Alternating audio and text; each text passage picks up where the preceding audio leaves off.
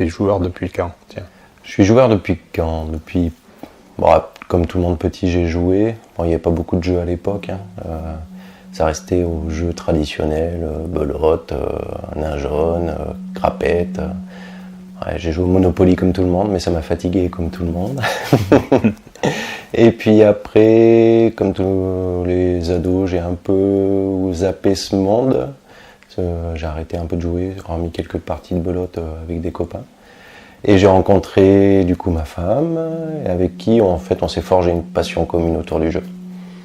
Voilà, on a commencé à s'acheter quelques jeux par-ci par-là. Après je suis rentré donc en formation pour faire animateur. Donc ça c'était en alternance au sein du secteur animation jeune. Et vu que j'aimais beaucoup les jeux, qu'à l'époque on essayait le directeur, donc Philippe, a essayé de faire en sorte que chacun puisse s'y retrouver dans son boulot. Donc moi il m'a proposé de monter des projets, et donc c'est à ce moment-là que j'ai monté une ludothèque et le festival Ludix. Voilà. Donc, Ludix, tu peux en parler un peu plus? Ludix, donc c'est un festival de créateurs de jeux. Donc chaque année on reçoit, je ne reçois plus puisque c'est plus moi qui l'organise.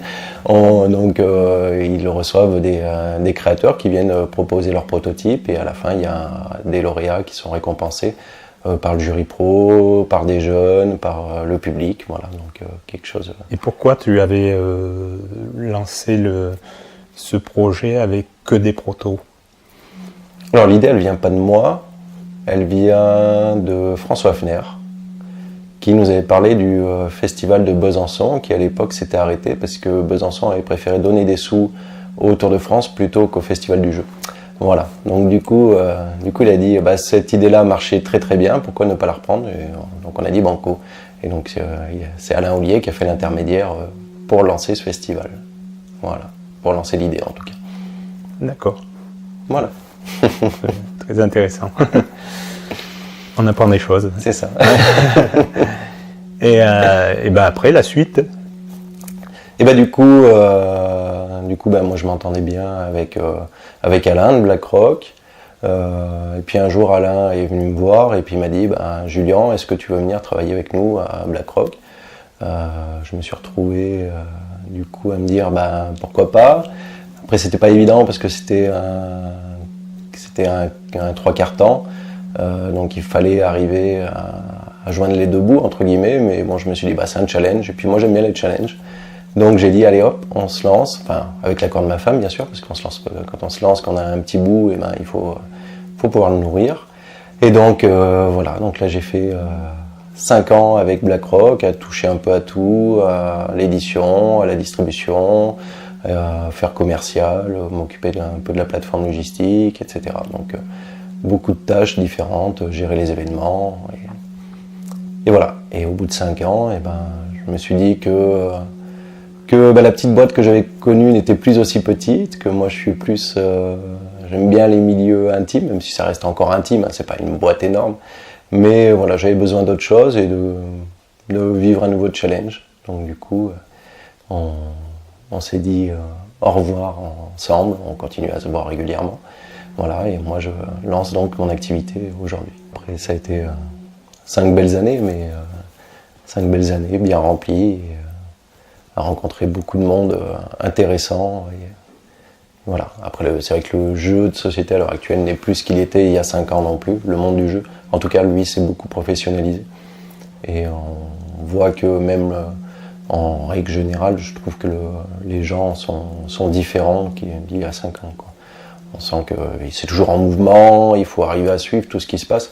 C'est pas évident, beaucoup plus de distributeurs, encore beaucoup plus d'éditeurs, le phénomène Kickstarter qui monte. On peut vite être perdu un petit peu dans ce monde-là, même en y étant de l'intérieur, quoi. Et toi qui as vu l'évolution, le nombre de jeux qui a été multiplié par je sais pas combien, t'en penses quoi de ça?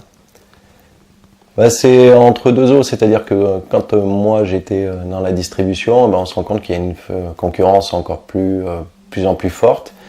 Quand on sort de ce milieu-là, on se rend compte que la qualité des jeux est bien meilleure que même il y a 5 ans. Niveau visuel déjà, Bon, il y a des éditeurs très reconnus comme Libellude qui ont amené à qu'on ait des jolies illustrations, qu'on ait quelque chose de beau, qui donne envie, en tout cas au grand public, chose qui est, d'ailleurs on voit dans les boutiques spécialisées, de plus en plus le grand public arrive pour acheter des jeux, chose qu'on voyait très peu il y a encore 3-4 ans, quoi.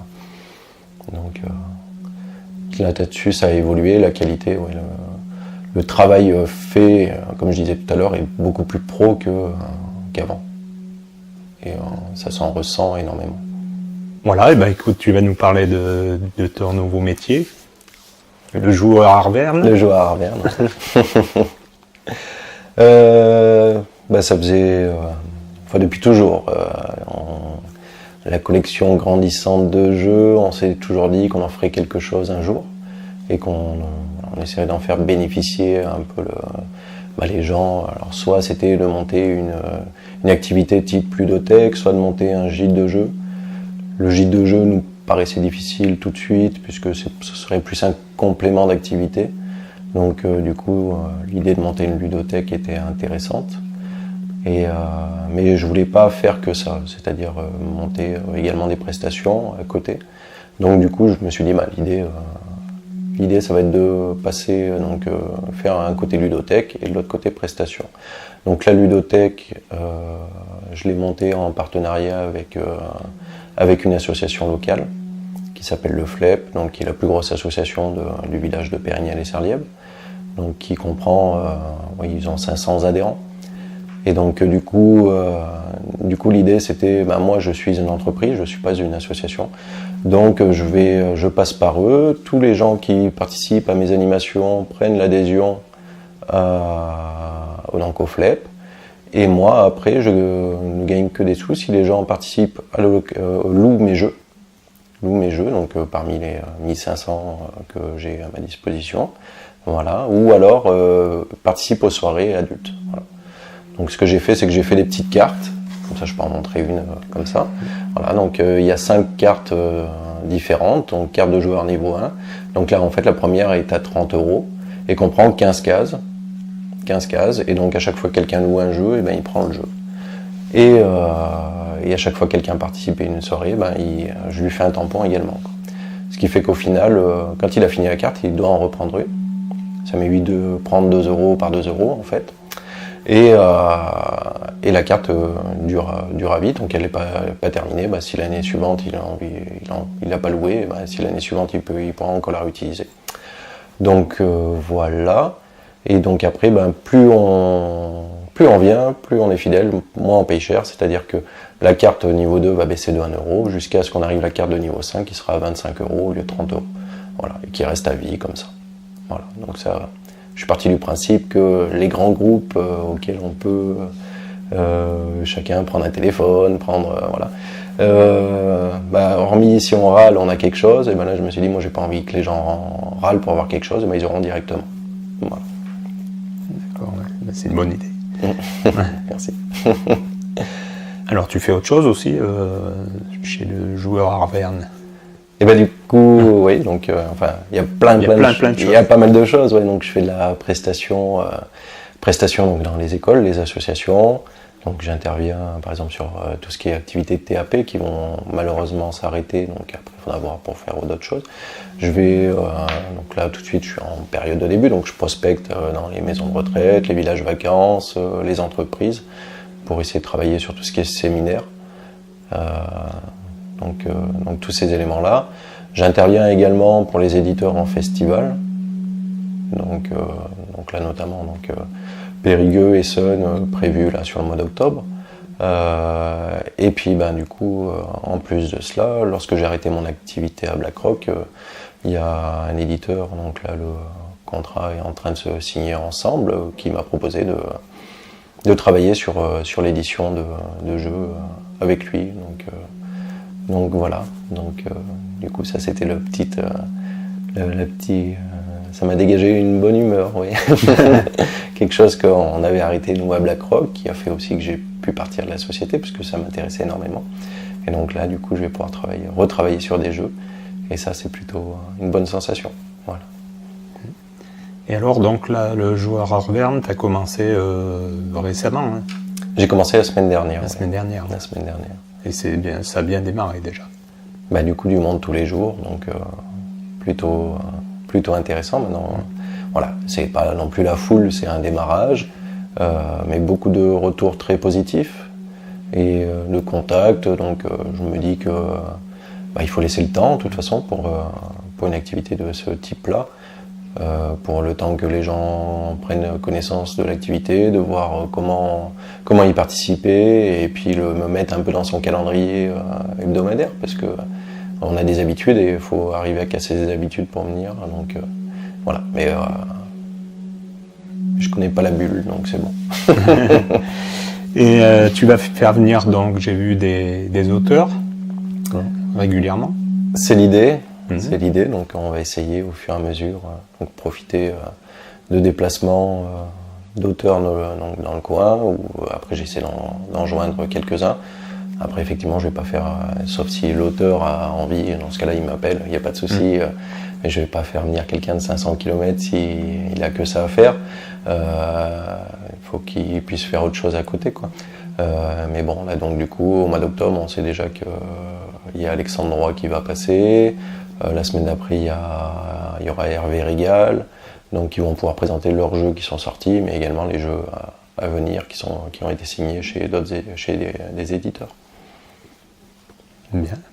Profite des activités précédentes du réseau établi pour essayer d'emmener un peu de vie c'est bien. À l'activité. Avant de démarrer l'activité, j'ai effectué différents partenariats, notamment donc avec des distributeurs, ce qui me permet d'avoir des jeux assez réguliers, et d'autre part aussi avec donc le magasin Labyrinthe à Clermont. Donc en fait moi je donne la possibilité aux personnes qui viennent à la bibliothèque, si un jeu leur a vraiment plu, de pouvoir le commander directement auprès de moi. Et donc après, en fait, il s'avère que ma femme travaille dans le magasin Labyrinthe. Donc du coup, elle leur rapportera le jeu, et donc ce qui évite à la personne d'aller en centre-ville. Donc voilà, c'est une antenne relais, on va dire, du magasin. Voilà. Donc on donne cette possibilité-là. Et d'autre part, après, voilà, on reprend le principe un peu de Tupperware. Si certaines personnes souhaitent, moi je peux venir animer. Et donc après, si les personnes souhaitent acheter les jeux, pareil, passer par moi derrière, et ça se fera sans problème. Voilà. Donc sur tous les jeux potentiels que le magasin peut avoir, si moi je les ai en démo, bien évidemment. Voilà. Petit plus. Bah ouais, c'est bien ça. Ça évite d'aller au centre-ville, c'est vrai que... C'est ça, et puis ça évite aussi aux personnes qui... c'est vrai qu'il y a des personnes qui vont jamais en centre-ville, ou d'autres personnes, malheureusement, qui travaillent sur les horaires d'ouverture, donc c'est toujours compliqué. Donc du coup, qu'est-ce qu'ils font? Ils commandent sur Internet. Malheureusement, il y a quand même quand les personnes travaillent en dur, il y a des charges plus importantes, et je pense que c'est toujours mieux d'avoir un conseil plutôt qu'un clic.